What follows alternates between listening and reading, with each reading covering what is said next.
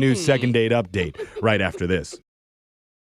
On the podcast Health Stuff, we are tackling all the health questions that keep you up at night. Yes, I'm Dr. Priyanka Wali, a double board certified physician. And I'm Hari Kondabolu, a comedian and someone who once Googled, "Do I have scurvy?" at 3 a.m. On Health Stuff, we're talking about health in a different way. It's not only about what we can do to improve our health, but also what our health says about us and the way we're living. Like our episode where we look at diabetes.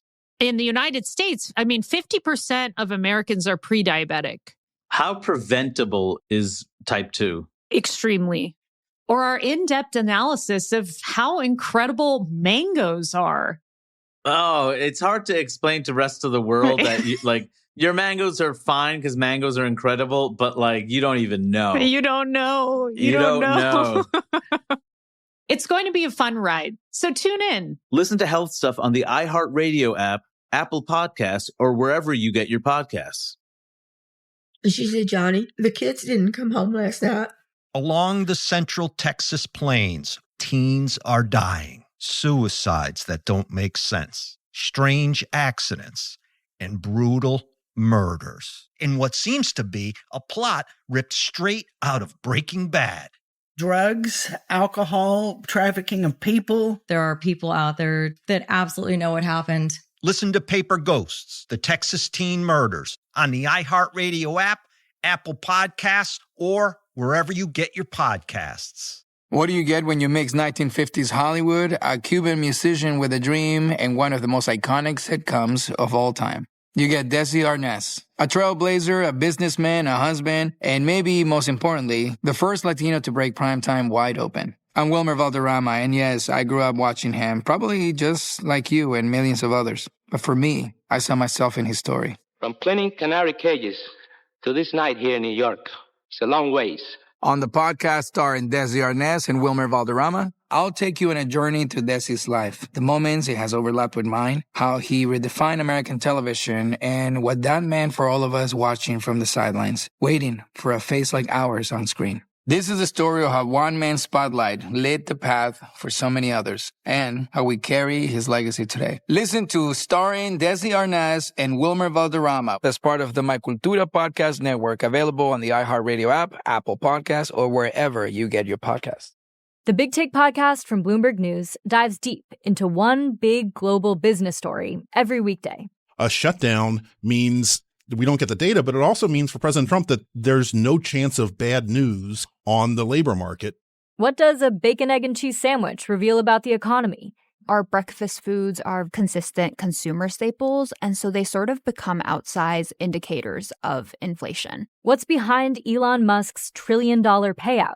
There's a sort of concerted effort to message that Musk is coming back. He's putting politics aside. He's left the White House. And what can the PCE tell you that the CPI can't? CPI tries to measure out-of-pocket costs that consumers are paying for things, whereas the PCE index that the Fed targets is a little bit broader of a measure. Listen to The Big Take from Bloomberg News every weekday afternoon on the iHeartRadio app, Apple Podcasts, or wherever you get your podcasts. I'm Robert Smith, and this is Jacob Goldstein, and we used to host a show called Planet Money. And now we're back making this new podcast called Business History, about the best ideas and people and businesses in history. And some of the worst people, horrible ideas, and destructive companies in the history of business.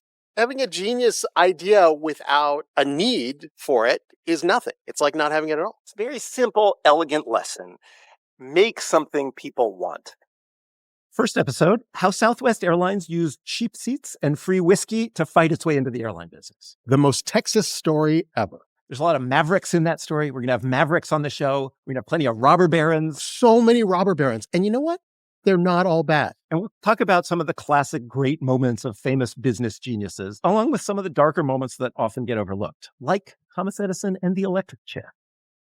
Listen to Business History on the iHeartRadio app, Apple Podcasts, or wherever you get your podcasts. Second date update. It's Brooke and Jeffrey in the morning, and a guy named Corey is back on with us again. Okay. After he tried getting a second date a few months ago. And I know we do a lot of these, so you probably won't remember him, but Yeah, I'm just terrible with names, Jeff. Let's go. he did make the fatal error of playing the job game with his date, where you each tell each other, what job would you be good at? And he said groupie for her. Oh, I remember him. I do remember. Yeah, Yeah. that was such an insult. Kind of surprised that woman said no to Yeah, another date yeah. with him, but you know Wasn't what? his groupie. Exactly. Corey, it's good to have you back. How you doing, man? Thanks. I'm doing great. How are you? Okay, and before we start, you didn't accidentally offend someone again, did you? Yeah. Like you're self-aware now. I'm pretty sure I didn't. No, I think I did a good job this time. Okay. All right. That's good. Well, you may think that, but she is not calling you back, so we don't know for sure. Let's get the full story about this new lady, better lady, hopefully. And how did you meet her? The woman was fine. It was not her fault, Jeff. That is remember. such a weird place to place blame on someone calling someone else a groupie. Corey is our listener, so he can do no wrong in my That's eyes. true. It is her fault. That's not. Maybe what I meant was a better match for There. Corey. There it is, Jeff. Okay, with a nicer lady. So let's figure out what's going on with her. Who did you meet recently? Yeah, so I met Charlotte, and I think the problem last time, like you said, it just wasn't a good match for me. Mm-hmm. So this time I was like, I'm going to be super specific and just like more intentional about it. Are you talking about on the dating apps? On who Yeah, you're- yeah. Okay. Yeah, so I just like put some information on my profile that would kind of like screen out anybody who wasn't going to be a good fit. That's a good idea. What did you say? No groupies allowed? No, I promise you, I'm staying away from the groupies of anything. Okay. Okay, that's safe for a first date. So, what did you write on as your criteria for what you're looking for? Well, the first thing obviously was that they had to have a sense of humor, because I feel like that was a problem last time. Does anyone ever think they don't have a sense of humor, though? Yeah. Some people don't have a good sense of But humor. do they know that? But they know, like, are they self-aware? No, I don't think they they're know funny. it. Some That's a good people one. don't like humor. Some people are like laughter. Ew. No, thank you. I haven't never met one, but okay. Well, yeah, what that- else was on the list? Brunette, got to be brunette. Oh, weird. Oh. Why is that weird? Yeah, why is that? Why can't he I like would who he say- wants to like? Because 90% of women don't have real hair color. They could be any hair color you want it to be, depending on the month, you know? Okay, so dye it brown before you meet him. Yeah. Yeah, exactly. Like, even if you have like natural brown hair and you dye it blonde, then we're not a good fit. Okay. Just want it to be brown hair. Okay. Okay, you're very specific about what you like, and that's okay. Got to be mid to late 20s. Mid to late 20s. Are you also mid to late 20s? I'm 32. Okay. But any girl in their 30s doesn't work for you? Yeah. I've just found that that's the sweet spot. That's all. Okay. Well, I mean, Corey, you're taking a risk, and you're weeding out the people that for sure won't match with you. Okay. Yeah. What else is on your list? Oh, there's more. Yeah, so they got to be able to parallel park. That's funny. Why? That's like a funny thing, right? That's like your humor part. It's got to be a joke. I guess it's kind of a joke because it's mildly funny, but I mean it. Like, it's just annoying to me with people like can't parallel park. Like, you're a grown-up and you can't even do that basic skill. I'm just like, get out of here. Not everyone's in the city as much having to parallel park every day. Some people like have a lot of space to park their cars every day. I mean, I don't like guys that get seasick, so I mean, there's weird stuff out there, you know. Okay, I guess All that's right. all That is annoying. Can't Okay. go voting with Yeah, totally.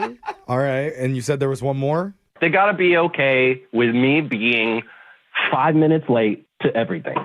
Oh, you're a late person. You run late. Yeah. That's helpful information because if someone is a super punctual person and Yes. that would stress them out, then they're not a good match for you. Brooke finally approves of one quality that you're looking for. Wait, I like I it. was okay with the parallel parking too. Okay.